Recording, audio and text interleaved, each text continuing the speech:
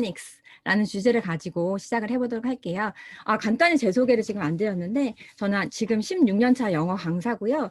그 영어 선생님들을 티처 트레이닝을 하는 티처 트레이너로 활동을 하고 있고 그 과목은 Phonics랑 Literacy랑요. 그리고 스토리텔링 그쪽입니다. 그래서 어린이 영어 쪽은 지금 제가 다 다루고 있고 지금은 선생님들 대상으로 하는 건 좀 쉬고 있는 중이에요. 네. 자, 일단은 제가 크게 3가지 꼭지로 준비를 해봤어요. 제목은 Phonics, 너는 무엇? 두 번째는 가르치는 방법. 좀 간략하게 좀 하려고 제가 한번 해볼게요. 세 번째는 Phonics 공부를 했는데도 책을 못 읽어요. 고민 되게 많으시죠? 그래서 이것 때문에 좀 많이 힘드신 것 같아요, 요즘에. 그래서 이런 부분도 한번 볼게요. 일단은 Phonics 하면 그 질문에도 있었거든요. 제가 이제 강의하면서 질문 나왔던 거랑 같이 이렇게 설명을 드리도록 할게요. 첫 번째는 가르쳐 마라. Phonics 가르쳐야 돼요? 안 가르쳐야 돼요? 어떻게 생각하세요? 이것에 대한 논의는 정말로 밤을 새도 모자랄 정도거든요. 미국에서도 지금 그렇게 하고 있고. 그런데 어쨌든 큰 의미가 없어요. 이 가르쳐야 돼? 말아야 돼. 이렇게 하지 말고요. 그냥 우리가 아이들을 도와주기 위한 도구로서, 교육 방법으로서 그냥 우리가 좀 알면 좋을 것 같아요. 그래서 내가 어쨌든 내 아이가 어떤 성향인지는 아직 모르는 경우가 많이 있죠. 어떤 친구는 Phonics를 정말로 1권부터 5권까지 다 순서대로 천천히 그렇게 가르쳐야지만 받아들이는 친구가 있고 어떤 친구는 Phonics 교재 자체도 필요 없이 그냥 이렇게 많이 듣고 하다 보니까 그냥 글자를 깨치는 경우도 굉장히 또 있어요. 또 그런 친구들은 또 Phonics가 그렇게 어머니께서 모르셔도 상관은 사실 없죠. 그래서 이것에 대한 그런 건 디베이트는 필요가 없을 것 같고요. 일단 우리는 지피지기면 백전백승 우리가 알아야겠죠. 그래서 천천히 한번 꼭 알아야 되는 부분으로 위주로 한번 제가 정리를 해드릴게요. Phonics 정의는요. Phonics refers to the sound and letter relationship. 그래서 영어 소리를 많이 들어야지만 나중에 아이가 영어를 잘 읽어요. 하는 게 바로 여기에 핵심이 있죠. 많이 들은 것을 이제 글자와 연결을 시키는 그렇게 도와주는 학문을 말하고 있어요. 그래서 it related to connections between sounds and written symbols. 그래서 우리 아이가 지금 영어 책을 읽는데 예를 들어서 이런 단어가 있어요. 그렇죠? 그래서 요거 일단은 소리를 먼저 아이가 알죠. cat, meow, meow. It's a cat. 소리로 고양이가 캣이라는 걸 많이 들었어요. 그런 친구는 나중에 이제 이 단계, Phonics 단계에서 C, A, T 이렇게 쓰여진 게 이게 캣이구나. 이거를 연결할 수 있는 거예요. 그게 바로 Phonics거든요. 그래서 그것만 지금 일단은 기억을 해주시면 좋을 것 같고 체크하셔야 되는 포인트는 한번 이런 그림 제가 구글에서 가지고 왔거든요. 이거 한번 보세요. 약간 햄버거 같죠? 그래서 맨 위에가 지금 보면 이게 뭐예요? 사운드죠. 소리. 그래서 옆에 보시면 phonemes라고 되어 있는데 요거는 지금 영어는 알파벳이 몇 개 있나요? A부터 Z까지. 몇 개죠? 개수 지금 손으로 세고 계신 거 아니죠? 네, 감사합니다. 26개. 26개 글자인데 phonemes라고 그러고 사운드에 있는 거 보니까 44개래요. 이게 뭐죠? 영어는 어때요? 한 레터가 하나의 소리만 나타내는 게 아니죠. 하나가 모음 같은 경우는 정말 여러 가지 소리가 날 수도 있고 2개가 합쳐져서 또 새로운 소리가 나기도 하고 그래서 각각의 가장 최소한의 소리가 바로 한 44개에서 한 48개 정도까지도 학자들마다 조금 다르거든요. 그렇게 최소한의 소리를 갖다가 phonemes라고 해요. 그래서 아이들이 많이 영어 소리에 노출이 된 아이들은 이제 phonemic awareness라고 해서 소리만 듣고도 구분할 수 있는 능력을 아이들이 키울 수 있게 되는 건데요. 그게 부족한 친구는 그 다음 단계인 Phonics로 가기가 조금 많이 어려울 수 있겠다는 거죠. 그 밑에 단계는 grapheme이라고 하는데요. 요거는 each phoneme or phonemes are represented by one or more letters. 그래서 지금 아까 말씀드린 것처럼 하나의 소리가 알파벳으로 이렇게 나타내는 거. 그 글자를 grapheme이라고 하거든요. 누구 그래서 집에 이제 그 그래핌을 표현하기 위해서는 엄청 많아. 알파벳 레터가 있어야 되는 거예요.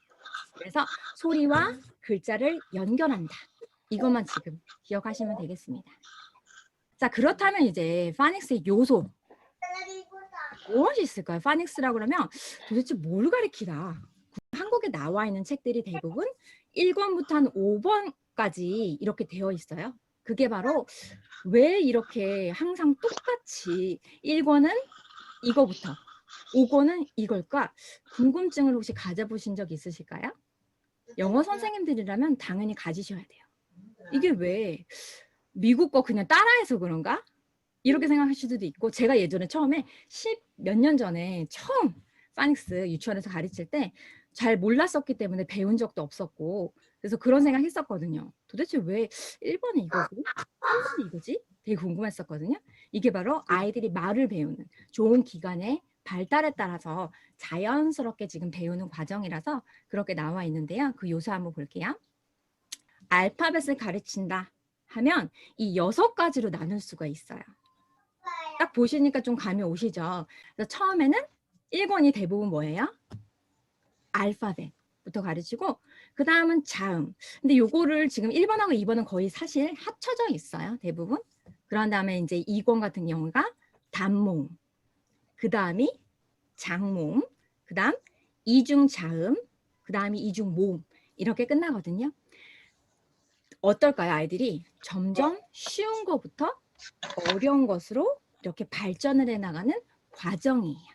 그래서 즉 앞에 거 단계를 정확하게 하지 못하면 그 다음 단계를 가는 데 있어서 조금 어려울 수 있겠다라는 걸로 이해할 수도 있겠죠. 그런데 또 아이들마다 조금 다르게 우리 친구는 좀 단모음이 좀 되게 많이 약한 것 같아요. 선생님, 우리 아이는요. 이중 모음 부분에서 지금 굉장히 많이 헷갈리고 있어요. 그러시는 분 계시거든요. 지금 이중 모음 지도가 지금 되게 어렵다고 그렇게 또 질문 오셨는데요. 한번 하나씩 순서대로 한번 볼게요. 자, 알파벳 같은 경우는 지금 보통 어떻게 뭐부터 가르치세요? A부터 Z까지가 있는데 가르치는 순서. A부터 그냥 A, B, C, D 노래처럼 그렇게 가르칠 수도 있고 S라든지 아니면 T라든지 이렇게 다른 것부터 갑자기 A가 아닌 다른 자음부터 막 가르치는 경우도 있거든요. 이거는 또 이제 또 학자마다 좀 달라요. 두 번째 거는 영어에서 많이 쓰이는 frequency죠. 빈도수에 따라서 S로 시작하는 단어가 참 많이 있다. 그래서 아이들이 이거부터 가르쳐주면 더 쉽다. S, 그 다음에 뭐 I를 가르친다든지 이렇게 하는 경우가 있거든요. 이거는 지금 업체마다 조금씩 달라요. 그래서 윤 선생 같은 경우는 A부터 안 가르치고요. S였나? 확실히 기억이 안 나는데 그걸부터 먼저 가르치고 또 다른 무슨 파닉스라는 이름 가진 것도 저희는 A부터 안 가르치십니다. 이렇게 지금 막 슬로건 내걸더라고요. 근데 제가 지금 가르쳐 본 결과로는 A부터 가르쳐도 사실 크게 문제는 없어요. 아이들이 그 순서를 알아야 되기 때문에 그게 중요하니까. 그래서 저는 그거는 또 편안하게 지금 가지고 계신 책이 만약에 있으시면 그냥 그 책대로 하시는 것도 나쁘지 않습니다. 네, 어떤 책이든 다 배울 점이 있거든요. 자, 그래서 A부터 Z까지는 26개고요. 알파벳 같은 경우는 간단히 설명을 드리면 알파벳 노래, 요 순서대로 가르치는 게 되게 중요한 게 아이들이 순서를 알아야 되기 때문에 그런 거고요. 이름을 쉽게 배울 수가 있죠. A, B, C, D, E, F, G 이거는 온 국민이 다 아는 노래잖아요. 그 노래를 하면서 이름을 알 수가 있고 순서를 알 수가 있어요. 순서를 아는 거 굉장히 중요한 게 나중에 아이들이 사전을 직접 찾을 때는 알파베틱 오더가 되게 중요하거든요. 그래서 외국에서도 굉장히 그건 뒤에 가면 한 그레이드 2 정도 가면은 꼭 그것도 나와요. 그래서 이것도 보고 그다음에 순서 기억할 수 있고 그래서 요런 거 워크시트 같은 거 막 풀거든요. 모양도 좀 기억할 수가 있는데 주의할 점은 LMNOP 이게 한 글자인 줄 아는 친구가 되게 많아요. 그래서 요거 지금 LMNOP phenomenon이라 그래요. 그래서 요거 주의를 해야 돼요. 그래서 알파벳 노래를 부를 때는 항상 손으로 짚어야 됩니다. 포스터나 뭐를 짚어야 돼요. 그냥 부르기만 하면 소리는 좋겠지만 어쨌든 문자랑 연결은 잘 안 되기 때문에 그거는 꼭 그렇게 하시고 여기 지금 여러 가지 제가 좀 소개를 시켜놨거든요. 그래서 요거는 한번 다음에 한번 보시면 좋을 것 같아요. 요거는 기본편이었어요. 알파벳 모양 소리 그거였고요. 그 다음에 이제 일단은 이름을 알아야 되고 모양을 알아야 되고 제일 중요한 게 사운드예요. 그래서 알파벳을 저 알아요. 알파벳 저희 아이 다 알아요. 했을 때는 이름만 안다고 해서 되는 게 아니고 모양만 안다고 해서 되는 게 아니고 쓸 줄도 알아야 되죠. 대소문자 매칭을 할 수 있어야 되고 그리고 그것도 대소문자도 그 층에 맞게 쓸 수 있어야 되고 그리고 제일 중요한 게 이 사운드예요. 사운드.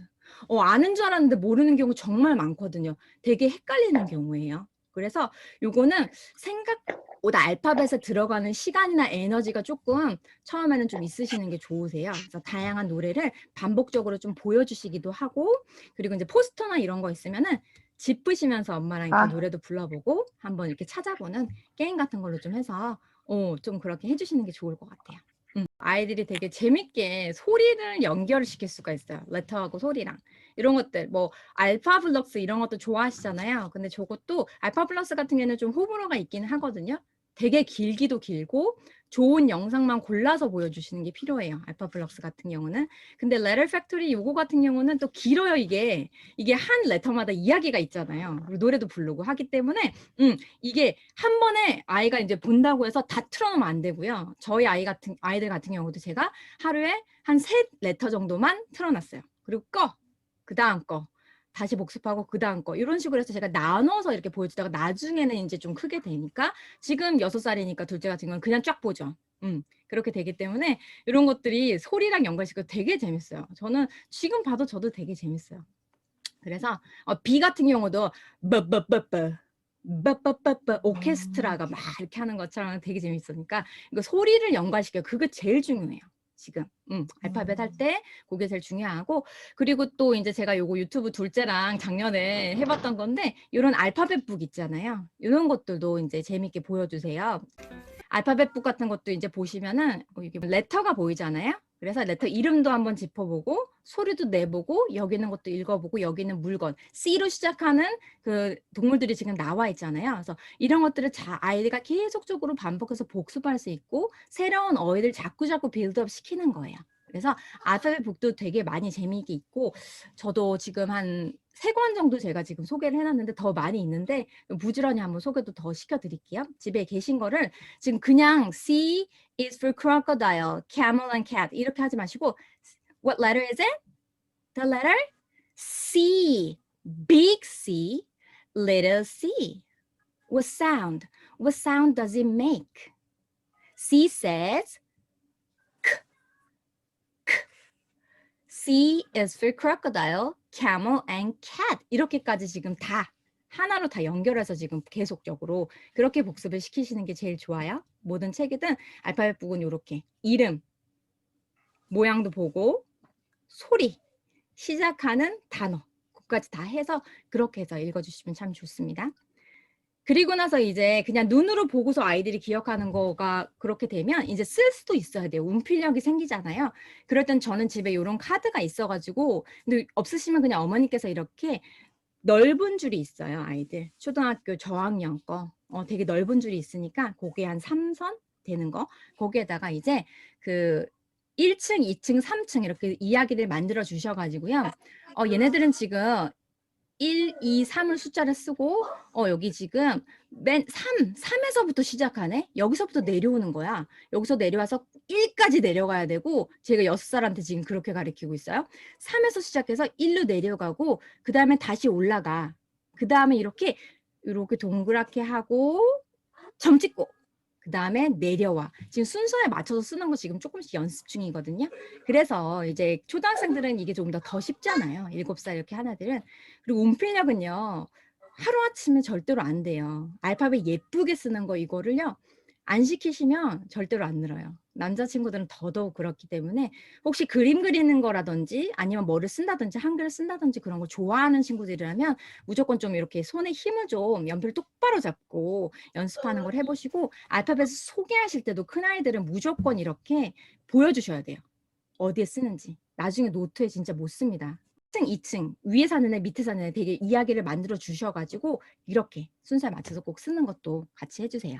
이름, 모양, 소리를 아이가 기억할 수 있게 지금 어린 친구들은 소리까지 무조건 아까 제가 요거 지금 연습하면서 C says 했더니 둘째 아이가 지나가면서 크, G says G 하고 지나가요. 이런 식으로 지금 계속적으로 그렇게 놀이. 그 다음에 A, B, C, D 가만히 있으면 E, F, G, I가 할 수 있게 이렇게 계속 그냥 생활 속에서 하시면 좀 편하게 넘어갈 수 있습니다. 제가 둘째 그렇게 가르쳤었어요.